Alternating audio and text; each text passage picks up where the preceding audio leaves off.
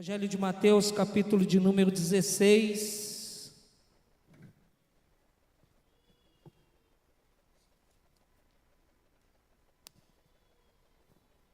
A partir do versículo 13. Mateus 16, versículo 13.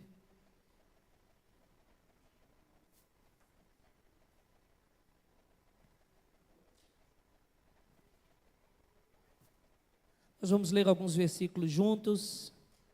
Diz assim a palavra do Senhor: Indo Jesus para os lados de Cesareia de Filipe, perguntou a seus discípulos: quem diz o povo ser o Filho do Homem? E eles responderam: uns dizem João Batista, outros Elias, e outros Jeremias, ou algum dos profetas. Mas vós, continuou ele, quem dizeis que eu sou? Respondendo, Simão Pedro disse: Tu és o Cristo, o Filho do Deus vivo. Então Jesus lhe afirmou: Bem-aventurado és, Simão Barjonas, porque não foi carne e sangue que te revelaram, mas meu Pai que está nos céus. Senhor, nós te agradecemos nessa manhã pela Tua palavra e te pedimos agora que o Teu Espírito Santo ministre ao nosso coração de uma forma especial, como o Senhor tem ministrado até aqui. Que em tudo o nome de Jesus seja glorificado e seja revelado a todos que estão aqui. Assim nós oramos e te agradecemos. Amém. Existe uma brincadeira, e eu brinquei muito dessa brincadeira, não sei quem vai se identificar com ela. E essa brincadeira atravessou e atravessa gerações. Uns chamam essa brincadeira de mímica. Quem já brincou aqui de mímica? Acredito que todos nós já brincamos. Outros chamam essa brincadeira, ou existe realmente um jogo, né, um jogo de tabuleiro, algo assim, chamado imagem e ação. Quem já brincou aqui de imagem e ação? Acredito que todos nós em algum momento fomos pegos brincando dessas brincadeiras. E hoje existe até aplicativo, jogo de celular, mas a essência dessa brincadeira continua a mesma. Uma pessoa recebe um personagem, ela não pode dizer o nome daquela pessoa que ela está representando, e as outras pessoas precisam descobrir. Então começam as perguntas, inclusive no último luau aqui dos jovens nós fizemos isso, né? É homem, está vivo, é brasileiro, é famoso, até que alguém diz: eu já sei quem é.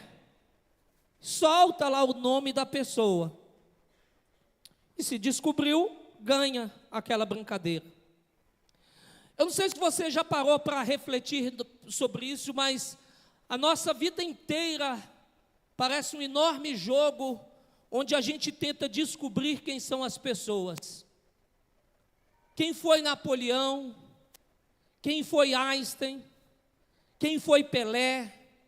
Quem foi Gandhi? Quem foi Martin Luther King? Quem foi Paulo? Quem foi Moisés? Para talvez os mais espirituais. Mas eu quero dizer que existe um nome que atravessa todos os séculos, e você sabe qual nome que eu estou dizendo. Nenhum outro nome foi tão amado, nenhum outro nome foi tão odiado, nenhum outro nome foi tão pregado, nenhum outro nome foi tão usado, nenhum outro nome foi tão comercializado, nenhum outro nome foi tão discutido, que é o nome de Jesus.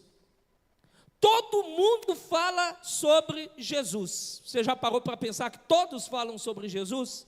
Os ateus falam sobre Jesus ou a respeito de Jesus. Os filósofos falam de Jesus. Os historiadores falam de Jesus. Os políticos falam de Jesus, sobre Jesus. Os artistas falam sobre Jesus. Os religiosos falam.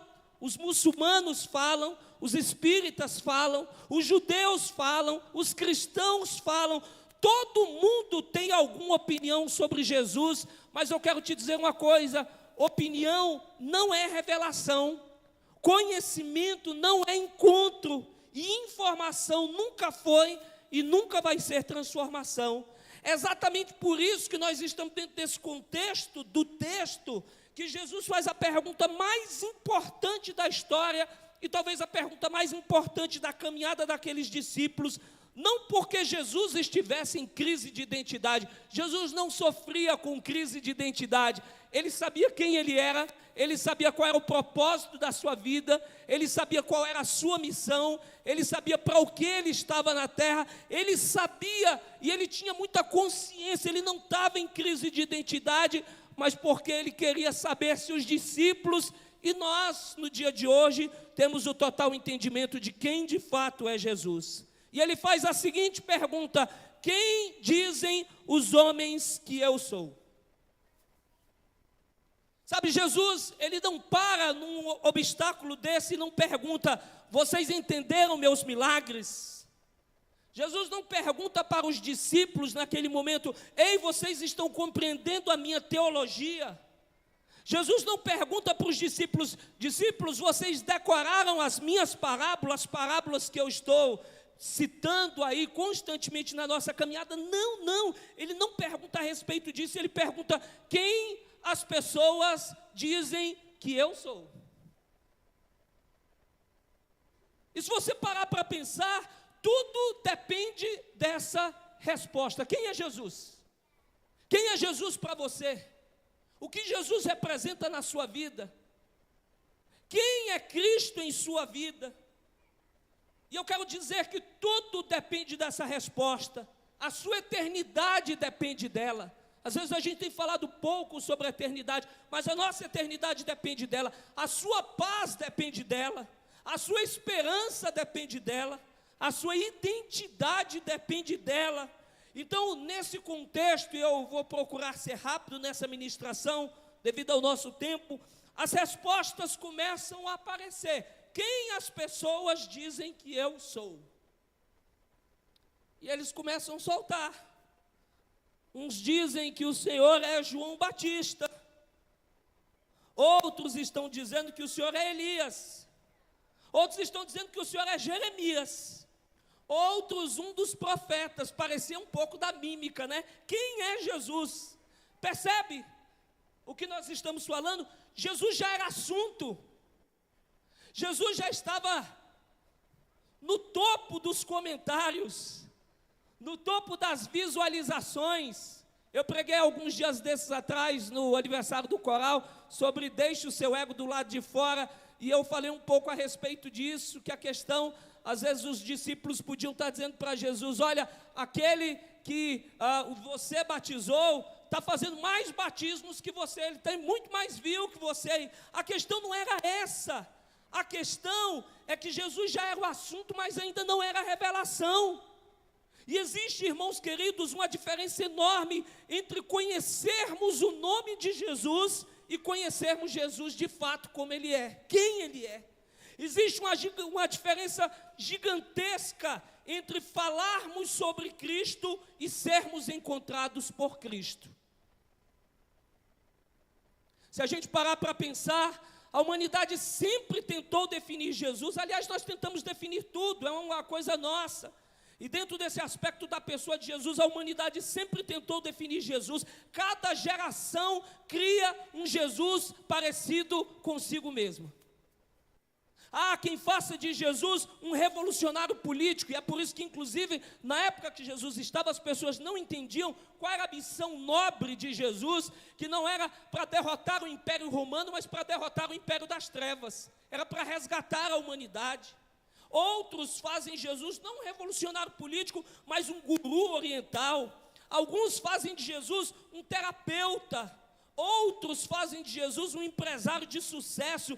Há quem transforme Jesus dentro das nossas igrejas num distribuidor de prosperidade.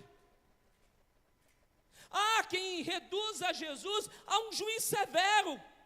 Ou outros fazem de Jesus ou dele um líder, simplesmente um líder religioso. Mas eu quero te dizer uma coisa: Jesus nunca coube e Jesus nunca vai se encaixar dentro das nossas definições humanas. Nós não conseguimos colocar Jesus nas nossas definições humanas, porque toda tentativa de reduzir Cristo só acaba produzindo um ídolo para nós mesmos. Sabe por quê? Porque um Cristo que foi criado por mim, que cabe completamente na minha cabeça, provavelmente foi criado por ela. Então Jesus muda a pergunta, porque a pergunta estava na esfera: quem dizem as pessoas que eu sou? E eles começam a dizer: João Batista, Elias, um profeta, Jeremias, Moisés. Jesus muda a pergunta e a direção da pergunta e diz: e vocês? Aqui muda tudo. Tá. Todo mundo está comentando, mas não está tendo a revelação. E vocês? Agora não é mais, se não que tenha sido, mas não é pesquisa de opinião, agora é coração.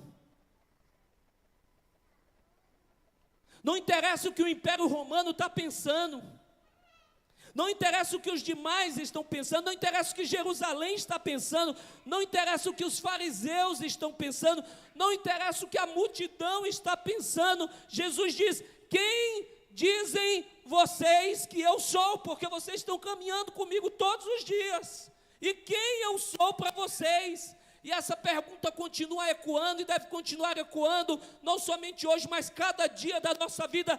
Quem é Jesus para você? Quem é Cristo para você? O que Ele representa para a sua vida?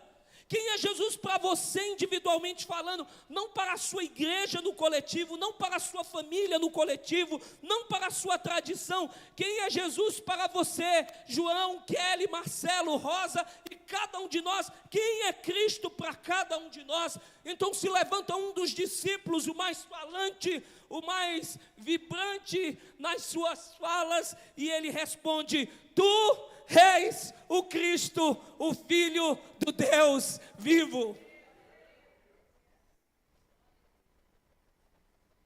Eu acho interessante que, apesar de Jesus caminhar com os discípulos parecendo uma escola, e ele é realmente um mestre ensinando aos alunos que vão ser os futuros líderes da igreja, Jesus não diz: parabéns, nota 10 a Pedro. Parabéns, Pedro, você acertou, nota 10 para você. Você estudou bastante, Pedro. Você tem se dedicado aos estudos da nossa caminhada. Não, ele responde algo muito sincero que serve para a nossa reflexão nessa manhã. Ele diz: a carne e o sangue não te revelaram isso, Pedro. Sabe por quê, meu irmão? Porque Cristo nunca foi, nunca é e nunca será descoberto apenas pela inteligência humana. Cristo é revelado. Nós podemos ter todo o conhecimento do mundo, e não que o conhecimento não seja válido, mas Cristo é revelação. A pessoa de Jesus é revelada para cada um de nós. E aqui nasce uma verdade maravilhosa: ninguém conhece Jesus apenas lendo livros. Pode conhecer informações, você pode conhecer tecnologia, você pode conhecer história, mas conhecer Jesus é revelação pura. É que eu faço uma pausa, porque talvez alguns de nós estejam pensando nessa manhã: então, quem é Jesus? E eu quero te dizer, essa não é a pergunta principal, porque antes de responder quem Jesus é, nós precisamos perceber quem nós somos sem Ele.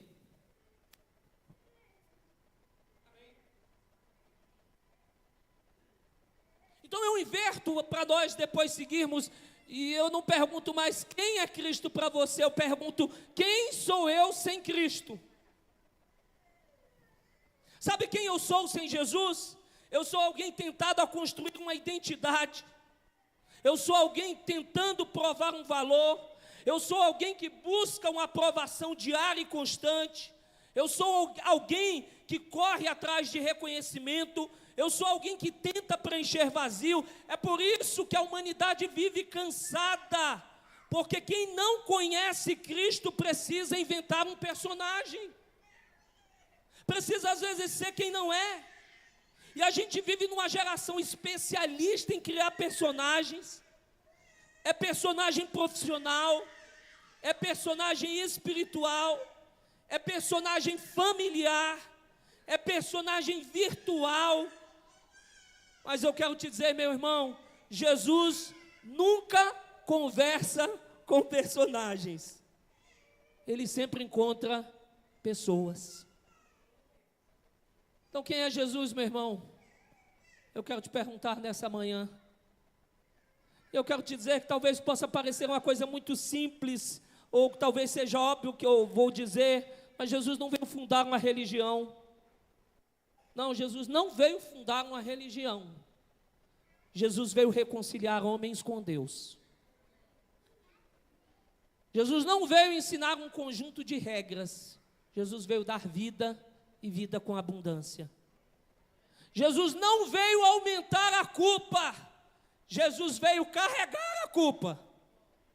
Jesus não veio selecionar os perfeitos, porque nesse auditório, a começar por mim, está um bando de imperfeitos. Ele veio buscar os perdidos. Eu não sei quem já leu aquele livro Maravilhosa Graça, de Philip Yancey, e lá ele fala de uma festa, a festa de Babette, que inclusive tem um filme a respeito disso, de uma pessoa que gasta toda a sua riqueza, uma riqueza que adquire para fazer um banquete e oferecer, e esse filme é uma ilustração clássica da graça de Deus, que gasta todos os recursos possíveis para nos alcançar, e para nos chamar para o seu banquete, os impuros, os imundos, os que estavam em Lodebar, os que não tinham nenhuma condição, os perdidos como eu e você. Jesus não veio selecionar perfeitos, Jesus veio buscar perdidos, Jesus não veio construir um clube de santos, Jesus veio formar uma família de reconciliados nele e por ele. Quando a gente olha para os evangelhos, a gente vê um Cristo, e talvez muitos de nós não vamos conseguir entender em alguns momentos. A gente vê um Cristo que toca leprosos, a gente vê um Cristo que abraça pecadores, a gente vê um Cristo que senta à mesa com publicanos, a gente vê um Cristo que defende adúlteras, a gente vê um Cristo que chora diante da morte, a gente vê um Cristo que perdoa inimigos, a gente vê um Cristo que lava os pés daqueles que estão em uma reunião, prontos a traí-lo, prontos a deixá-lo, prontos a negá-lo, prontos a abandoná-lo, mas ele lava os pés, e ele diz, e a Bíblia diz, João diz isso, que tendo amado os seus discípulos, amou-os até o fim. A gente vê um Cristo que morre por pessoas que nunca conseguiram e nunca vão conseguir merecer isso. Eu sou um desses. Eu não mereço o amor de Deus, eu não mereço a graça de Deus, eu não mereço o favor de Deus na minha vida, miserável homem que eu sou, mas é a graça de Deus que se manifesta sobre os fracos, porque este é o Cristo. Quem sou eu para você? É o Cristo da graça, é o Cristo da misericórdia, é o Cristo da verdade. O grande escândalo do Evangelho, irmãos, nunca foi o pecado humano, foi a graça de Deus. Eu acho lindo aquele texto, e é um contexto completamente difícil, aquele texto que Jesus se encontra com a mulher adúltera. Ele está num lugar, ele está num momento, há toda uma circunstância, que eu não vou ter tanto tempo para falar aqui, mas há toda uma circunstância diante daquela situação, e Jesus é tão gracioso, tão generoso, sabe? O escândalo não é o pecado humano, é a graça de Deus, porque ninguém espera que Deus ame a gente assim. É a história de Simão, da mulher que quebra o vaso, da parábola que Jesus conta, dizendo um devia uma quantidade, outro devia uma quantidade muito maior, e ambos foram perdoados. Quem ama mais? E Simão diz, é claro que aquele que tinha dívida maior. E ele disse, você está certo, Simão, porque desde que eu cheguei, você me tratou de qualquer forma, mas essa mulher que você está chamando de pecadora, que todos estão aí castigando essa mulher. Desde que eu cheguei, ela não deixa de beijar os meus pés, e ela está ungindo os meus pés, chorando na minha presença. Sabe por quê? Porque a dívida dela é muito alta e está sendo perdoada. E eu quero te dizer nessa manhã, não importa o tamanho da sua dívida, nós estamos diante de uma mesa que é a mesa da graça, e que revela que não importa o quão devedores nós somos, existe um Cristo que perdoou todos os nossos pecados na cruz do Calvário, e toda a dívida que era contra nós foi cancelada, toda nota promissória que existia contra nós já não existe mais. Na cruz Jesus não estava apenas sofrendo, meu irmão, Jesus estava dizendo: é assim que Deus ama. Não é só sofrimento, é revelação do amor de Deus. É assim que o Pai ama cada um de vocês. Braços abertos, recepção acolhedora, ainda que na dor, dizendo: eu estou recebendo, eu estou reconciliando, eu estou ligando, eu estou trazendo a Deus. Ali na cruz, Deus não grita condenação, Deus oferece reconciliação. Ali na cruz não existe vingança, meu irmão, existe graça abundante, graça sobre graça, verdade sobre verdade, bondade sobre bondade, misericórdia sobre misericórdia. Ali não existe revanchismo da parte de Deus, ali existe a misericórdia de Deus que está fluindo no Calvário e entregando tudo à humanidade. Ali não existe humilhação, existe acolhimento. E é por isso que a gente termina aqui, diante dessa mesa.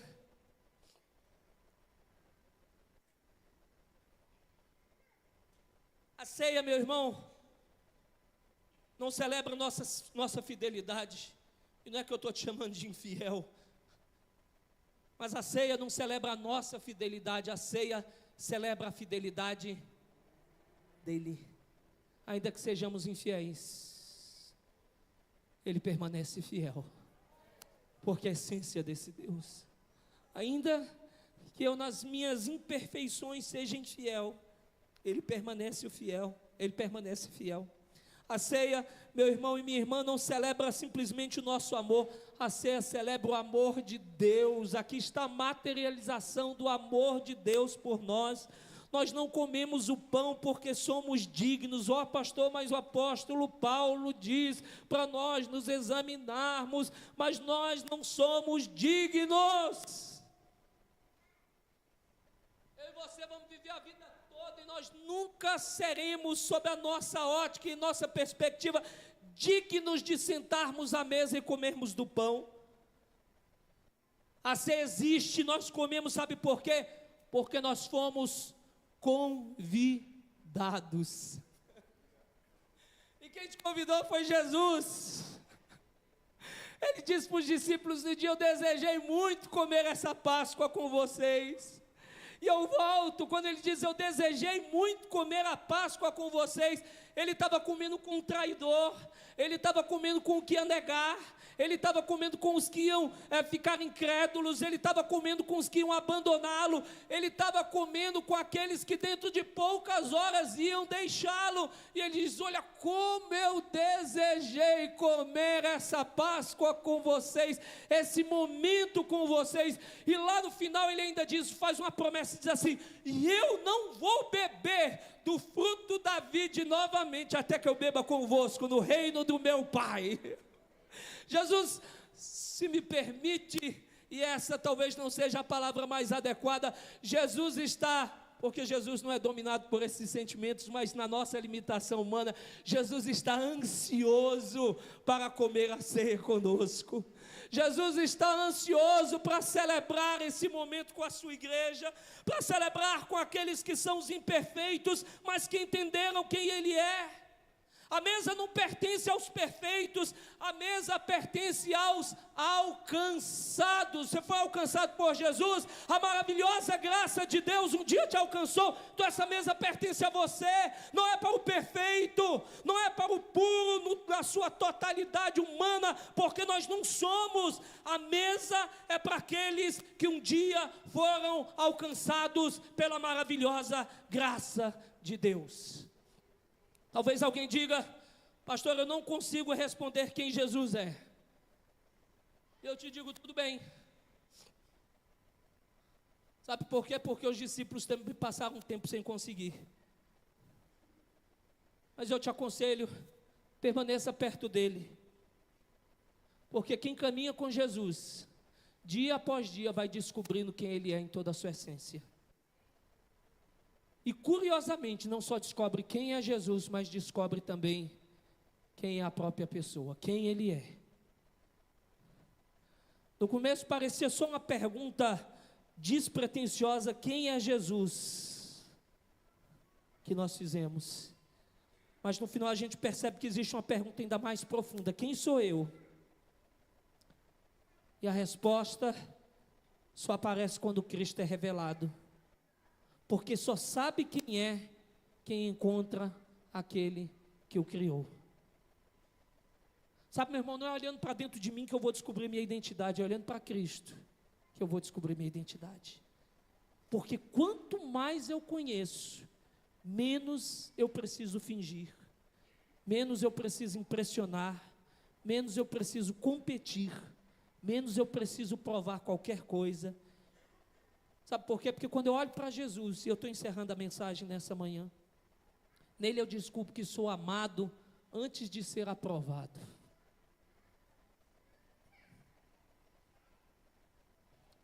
Eu sou perdoado antes de ser perfeito.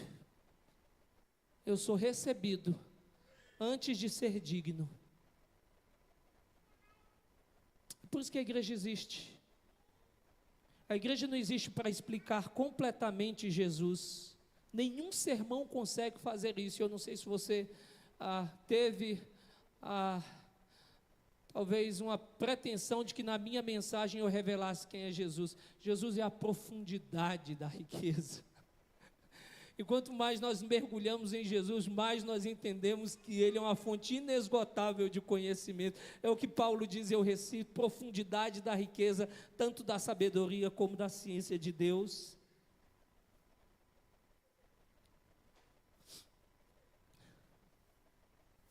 Nenhum sermão consegue fazer isso. Nenhum livro consegue fazer isso. Nenhuma teologia consegue fazer isso. Nós apenas apontamos para Ele, como João Batista um dia apontou: eis o Cordeiro de Deus que tira o pecado do mundo, e basta. Porque quando Cristo é visto, o coração encontra descanso, e quando Cristo é encontrado, finalmente a gente começa a descobrir quem realmente nós somos. Que Deus te abençoe nessa manhã. Cristo seja glorificado na sua vida, que Cristo seja o alvo das suas buscas diárias, e que Ele se revele para que você saiba quem Ele é e quem você é nele, para a glória do Senhor. Eu te convido a você ficar de pé, curvar a sua cabeça, e eu convido, nós vamos cear, mas eu convido o coral para cantar. O coral vai cantar enquanto nós vamos servir a ceia. E eu convido você nesse instante a se colocar de pé, curvar a sua cabeça, e nós vamos orar juntos. Eu peço aos pastores que vão ajudar aqui no serviço da ceia, pastor Fabrício, pastor Roberto, para virem aqui à frente, por favor. Eu também ajudarei. Eu peço ao meu diácono Oswaldo para que venha aqui também.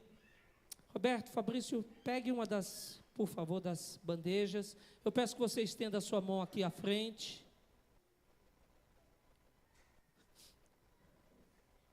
Em nome de Jesus, e nós vamos orar. Senhor, nós oramos nesse instante. Te damos graças pelo pão, pelo cálice, por essa mesa, Senhor, que representa o teu amor grandioso por nós, que representa a tua graça e a tua bondade, que representa a tua misericórdia, que fala, Senhor Deus, da tua aceitação mesmo diante das nossas imperfeições. E agora, Deus Todo-Poderoso, nós apresentamos esses elementos que se tornam símbolos do corpo e do sangue de Jesus, que foi dado e derramado por nós. Senhor, que haja graça abundante nesse ambiente, que o teu povo, Senhor Deus, possa sentir uma vez mais o teu perdão e o teu amor ao tomar cada um desses elementos e comer e beber, Senhor. Que a graça, Senhor, ministrada pelo teu Espírito Santo seja abundante sobre cada um. Assim, Pai querido, nós oramos e em Cristo Jesus nós te agradecemos, e que todo o povo do Senhor diga amém. Permaneça de pé para nós cearmos juntos, em nome de Jesus.